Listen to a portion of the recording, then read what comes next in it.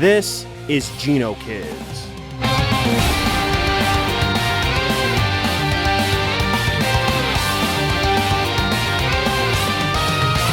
GENOKIDS will be a hack and slash, and it's one of the few in the genre with a tag system mechanic. The game itself takes inspiration from Devil May Cry and Kingdom Hearts. It's been a hot minute since I played the demo for GENOKIDS, and now I got to complete all of Act 1 for the early access. And guess what? I have thoughts about it. So, let's talk about it.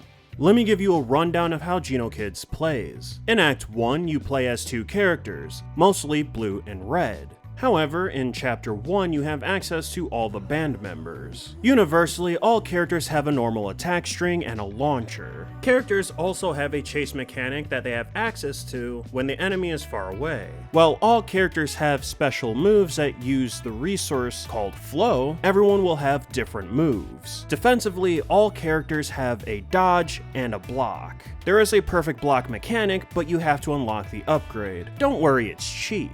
Then when you get hit, you can switch characters quickly to recover to avoid getting juggled yourself. And then every character will have a hype mode that can be accessed when the yellow meter is full. You asked for it! Get blocked! Out of the two characters you play in GENOKIDS, you start with Blue, so I'll talk about her first. Blue is an all-rounder sword fighter. She has fast attacks, and she's great at doing longer combos. Blue's flow attacks allow her to extend combos with ease. She also has access to a second weapon, the Scythe. This weapon reinforces the fact that Blue can do longer combos. However, the weapon does have a bit of recovery compared to the sword.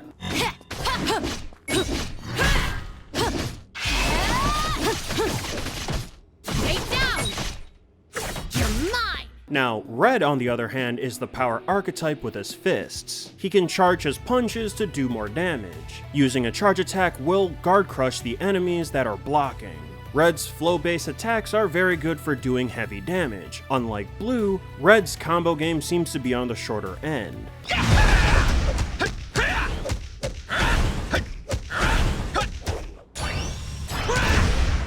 From my point of view, it seems like the developers wanted you to get started with combos on Red, as he can open up enemies easily, and then juggle them with Blue. Red is also good at finishing combos as well. The other two characters, Yellow and Green, aren't playable outside the intro. Yellow uses a hammer and Green uses energy projectiles. If you're a fan of Kingdom Hearts, think of Green's playstyle closer to Wisdom form from Kingdom Hearts 2. Unfortunately, I wasn't able to access their unique moves, so I don't think they're completed fully in comparison to Red and Blue. I mean, they can't even taunt. So that's all I can say about them. GENOKIDS Early Access consists of one act with 7 chapters. At this point, all chapters are basically a straight line. Occasionally, levels will have a gimmick to them like bumper cars or stage hazards. The former being my favorite, of course, of the two. You go from fight room to fight room until you reach the end. Chapters 2 through 6 all have unlockable outfits and challenges for you to complete. You just gotta find them. Think of these secrets being in branching paths or tucked away behind an object. Enemies all have different gimmicks to them, but if you see an attack that gives them red eyes, you can block it. If the attack gives them blue eyes, you have to dodge. Level design as a whole seems pretty standard for the genre it's in. Alright, I gotta say, my favorite part about GENOKIDS hands down is the combat. I had a good feeling all the way back then when I played the demo, but I love the character swapping mechanic. Some of the enemies at times force you to do short combos because they can counter you. For example, the bigger purple dudes will block you and then punch you straight after. The walking blue bombs will also blow up in your face. And once they do, they'll be open to attacks, so you can go crazy with the freestyle combos, at least for a short time. It was at the point I unlocked the Scythe for Blue, you can keep enemies in block stun. When you switch to Red, she keeps going until she finishes her attack, so you can guard crush with Red.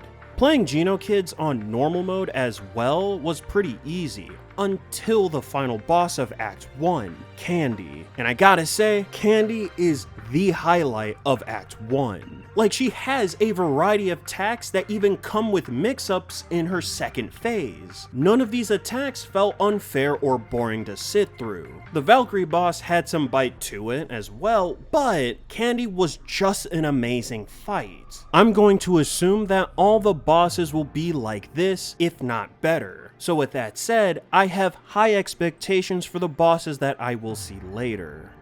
When talking about the issues of GENOKIDS, besides one of them, they were minor inconveniences. The one that was more severe was the soft locks that I suffered through. I had to deal with 2 of them, but what caused them apparently was fixed in a patch in the making of the script. Playing through hard mode, I haven't come across a soft lock yet. Now, let's get to the petty stuff, like Red's starting flow move being Nuke Fist. Listen to me when I say, I understand that it shares the same name as the studio, but I'm gonna keep it $150. The flip kick has a better argument for being the starter move. It's much easier to combo with and it uses less flow. Nuke Fist is a cool and powerful ranged move for sure. However, you don't exactly combo into it early. I only saw Nuke Fist as a finisher, when I realized that band members linger to complete their move before leaving.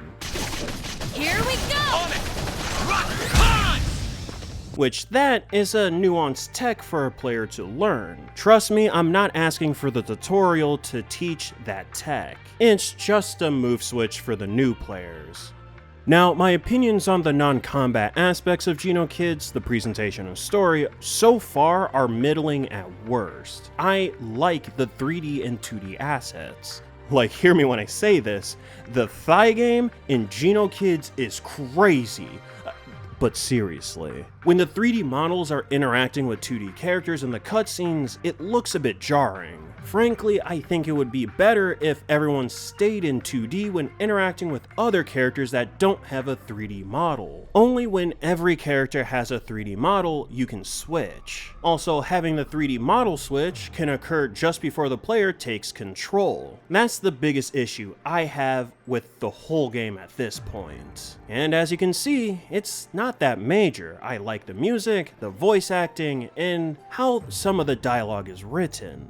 Oh, and I guess the dirty jokes too. Overall, I would say the story is serviceable with no extreme plot holes that I've noticed thus far. The story, however, is very tropey and anime-like, so, you know, you've been warned. But it's not bad by any means. Now, the wish list. What would it be cool for GENOKIDS to have in the future? We all know a boss rush is coming, it's inevitable. However, I would like to add to that. Let us fight every boss individually as well as letting the player fight them in a marathon. You can choose to add a rest area for the player to go back to rather than going to a menu like in All-Star mode in Smash Bros. I think having a rest area would give it more personality. The developers at Nuke Fist Studios could also develop the idea further and add a roguelike element, if they wanted. Maybe this can all be done in an arcade setting. You can give the arcade a name like the Nuke Fist Arcade, the GENOKIDS Arcade, Thighs and Guys. Listen, I don't have many ideas for this is on the top of my head. But getting back on topic, this feature wouldn't be anything but DLC or just something made in late development. I want the game to be finished first and foremost because GENOKIDS is awesome and I want everybody to enjoy this as soon as possible.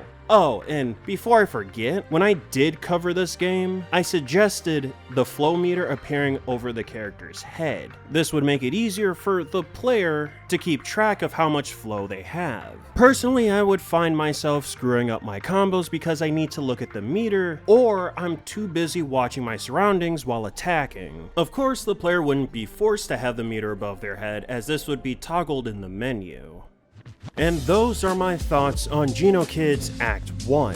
I genuinely believe that this hack and slash will be peak when it comes out fully. I'll admit, the developers asked me to talk about their game, but I backed GENOKIDS on Kickstarter. I was bound to talk about their game anyway. And at this point, it's been a total of 2 times. One time playing the demo, and this time being the early access. And I'll do it once more when it's completed. I know people aren't always keen on playing amazing early access game, but I fully recommend GENOKIDS. If you're interested in GENOKIDS yourself, it is $19.99 and it's worth every penny. And to the developers at NukeFist Studios, keep up the amazing work. Anyway, that's it from me. Remember to like, comment, and subscribe, and I'll see you in the next one.